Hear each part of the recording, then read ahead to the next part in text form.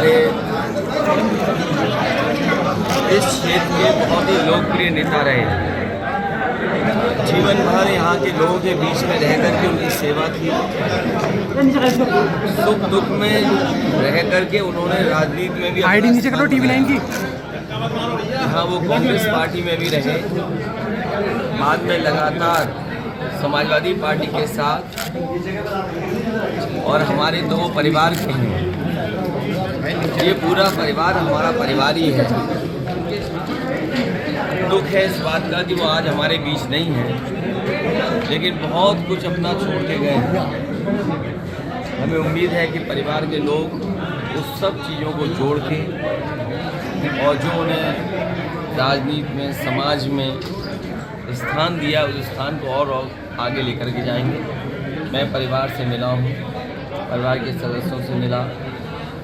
दुख है कि ऐसे बड़े नेता हमारे बीच नहीं रहे। मैं अपनी तरफ से, पार्टी की तरफ से उन्हें याद भी करता हूँ, श्रद्धांजलि देता हूँ। सर, रामपुर और मैनपुरी के चुनाव को लेकर सर किस तरह की तैयारियां जो सर चल रही हैं? आजम खान साहब ने कहा है कि रामपुर में हम लोग जो अकेले पड़ गए हैं, रात में पुलिस जो है लगातार जो दरवाजे खटखटाती है, किस तरह के मायने जो सर?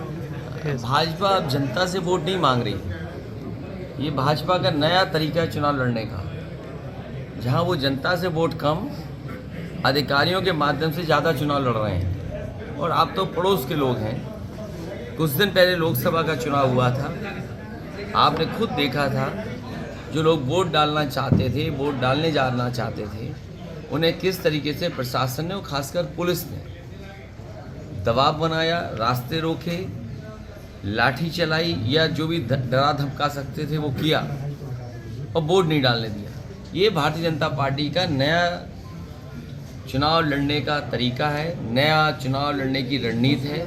ये लोकतंत्र को ख़त्म करने वाले लोग हैं सर। आप और जिस तरीके से ये लोग वोट से आए हैं, जो लोग बाबा साहब भीमराव अम्बेडकर जी का लोकतंत्र संविधान को समझते हैं, इस लोकतंत्र को जो बचाना चाहते हैं, वो एक एक वोट इनके खिलाफ डालें। यहाँ से भारतीय जनता पार्टी का सफाया हो। भारतीय जनता पार्टी का सफाया होगा तभी संविधान बचेगा, तभी लोकतंत्र बचेगा। सर, रामपुर अराजकता का जो सर अड्डा बन गया है, ब्रजेश पाठक ने कहा है, और केशव प्रसाद मौर्य कह रहे हैं कि सर जो इसकी साइकिल का अंतिम संस्कार जो सर कर देना चाहिए। क्या किस तरह के बयानबाजी सर? भारतीय जनता पार्टी की कोशिश ये है कि जो मुद्दे हैं उन मुद्दों पे बहस ना हो। आज महंगाई किस स्तर पे है, जिस समय ये भारतीय जनता पार्टी इस तरह के सवाल उठा रही है, उसी समय आपने देखा होगा महाराष्ट्र में, मुंबई में सबसे बड़ा इलाका, जो सबसे बड़ा इलाका था, वो बेच दिया गया कुछ हजार करोड़ में। लोगों का यहाँ तक मानना है, तो धारावी का इलाका है, जिस समय रीडेवलपमेंट होगा और उसकी रियल एस्टेट की वैल्यू जब आकी जाएगी और जब आकलन होगा, तो वो हो सकता है 6 लाख करोड़ तक की उसकी कीमत और वैल्यू हो। तो जो ज़मीन, जो रियल एस्टेट 6 लाख करोड़ की हो, केवल अपने लोगों को खुश करने के लिए कुछ हजार करोड़ में दे दिया जाए, तो बीजेपी के लोग ध्यान हटाने के लिए और आपका साथ लेकर के इस तरह के सवाल उठाते हैं। मैं तो आपसे भी कहूँगा, देश तो हमारा आपका सबका है। अगर कोई चीज़ 5,000 करोड़ की बिक जाए और 6 लाख करोड़ की है, तो नुकसान किसका होना है? तो ये जानबूझ करके जो बुनियादी मुद्दे हैं, आज सिलेंडर कितने में भरवाई हो रही है। जब गरीब से वोट चाहिए था, तो गरीब को चना दे रहे थे, गेहूँ दे रहे थे, मिक्स्ड रिफाइंड तेल दे रहे थे। आपको अब सब छीन लिया गया, चुनाव उनका ख़त्म हो गया, सरकार बन गई, अब चना नहीं है, रिफाइंड तेल नहीं है। जिस नमक की कसम दिला रही थी, वो नमक हटा लिया गया। ये बीजेपी के लोग केवल वो काम करते हैं जिसमें कोई खर्चा ना हो, नफरत फैलाना, लोगों में झगड़ा लगाना। सर, शिवपाल जी की पहले जो सर सुरक्षा कम की गई, उसके बाद सर रिवर फ्रंट घोटाले में सर भूमिका के लिए जांच, और अब सर बंगला छीनने के लिए सरकार की जो सर सुगबुगाहट हो रही है। सर, किस तरह की जो सर पॉलिटिक्स? आप लोग भी उनकी चाल में मत फंसो पत्रकार साथी। आपको चिंता करना चाहिए, चैनल बिक गया। अब जो पत्रकार हैं उनका क्या होगा? आप उनकी तरह लिखिए, उनकी तरह बोलिए। इसलिए ध्यान हटाने के लिए बीजेपी कोई भी हथकंडा अपनाती है और उस हथकंडे में कामयाब हो जाती है, क्योंकि सब कुछ उनके साथ है। जहाँ तक सवाल आपके रिवर फ्रंट का है, रिवर फ्रंट अच्छा बनाना हमारा सपना था, समाजवादियों का सपना था, और इसलिए सपना था हालांकि वो दिवंगत नेता हैं, वो हमारे बीच नहीं हैं।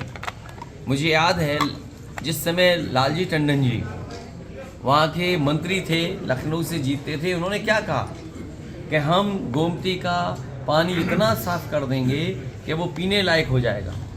फिर बीजेपी के एक नेता कहते हैं कि गोमती का पानी ऐसा होगा कि आचमन कर लेंगे। कई नेताओं ने कहा कि हम लंदन बना देंगे, पेरिस बना देंगे, और जिसने सबसे अच्छा काम किया उसकी जांच हो रही है। जांच से घबराते नहीं है। अगर कैबिनेट के फैसलों की जांच होने लगी तो बीजेपी अपने कैबिनेट के फैसलों से कैसे बच जाएगी? सर चुनाव और आपने देखा होगा, ये तो चलो जो प्रोजेक्ट था गोमती के सफाई का, मैं आज कहता हूँ आपसे और फिर कल आप इस बात को मानेंगे, नदियां साफ करने का जो तरीका समाजवादी पार्टी ने अपनाया गोमती साफ करने का, वही अपनाना पड़ेगा। नहीं तो न गंगा साफ होगी न और नदियां साफ होंगी। आपने सुप्रीम कोर्ट का समय समय पे स्टेटमेंट देखा होगा, आपने एनजीटी का स्टेटमेंट सुना होगा, हाई कोर्ट का सुना होगा। क्या गंगा सफाई के बारे में नहीं ये संस्थाएं कह रही कि उसमें लूट हो गई? तो बीजेपी अपनी जांच नहीं करेगी। अपने लिए सीबीआई ईडी नहीं है। सीबीआई ईडी केवल विरोधियों के लिए, डराने के लिए, और फिर वो तो हमारे चाचा है, वो कहाँ डरने वाले हैं। उनकी सिक्योरिटी वापस ले ली, पार्टी के आने से क्या ऊर्जा मिलेगी? सिक्योरिटी वापस ले ली, सीबीआई की जांच उनके लिए कराई जा रही है। ये सिक्योरिटी वापस लेना कोई नया नहीं है। ये जो बीजेपी के मन के नहीं है उनकी सिक्योरिटी वापस आई। कल हमारी सिक्योरिटी वापस ले लें, आदरणीय आजम खान साहब की सिक्योरिटी वापस ले लें। अरे आप पड़ोसी हो, आजम साहब का देखा नहीं कितने झूठे मुकदमे लगे? सरकार उनकी है, आप खुद अपने जिले में जानते हो। सर आजम खान तो आजकल इस समय इमोशनल हो रहे हैं और आप मैनपुर में फंसे हुए हैं सर। आप खतौली और रामपुर क्यों नहीं देख पा रहे सर? अरे उनका खुद उनका कितना नुकसान किया उनका, कोई कल्पना कर सकता है? राजनीति में ये तरीका नहीं होता है। राजनीति में ये तरीका नहीं है कि सरकार में आप आ गए, दूसरे आदमी विरोधी को बिल्कुल खत्म कर दें। सर कल ही मुरादाबाद के ये परंपराएं पहले दक्षिण भारत में थी, लेकिन दक्षिण भारत में भी खत्म हो गई। और जोड़ने से ताकत बनती है। समाजवादी पार्टी की लगातार कोशिश रही है कि लोगों को जोड़ें, और जोड़ने से ही ताकत बनी है। जहाँ तक मैनपुरी है, मैनपुरी अच्छे वोटों से, ऐतिहासिक वोटों से जीतने जा रहे हैं। रामपुर भी जीतेंगे और खतौली भी जीतेंगे।